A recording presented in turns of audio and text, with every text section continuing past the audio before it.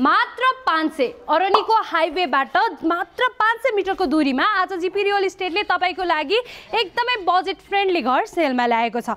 बरु बगेको खोला फर्केला तर यस्तो घरले तपाईको लागि चाहिँ पर्खिदैन, त्यही भएर ढिलो नगर्नु होला। यो घर तपाईले टोटल 4 आना र 1 पैसा क्षेत्रफलमा बनेको पाउन सक्नुहुन्छ, जहाँ तपाईले एम्पल पार्किङ स्पेस पनि पाउन सक्नुभयो। साथै तपाईको लागि साइडमा गार्डनिङको लागि पनि स्पेस रहेको छ। घर पूर्व मोहडामा फर्केको छ।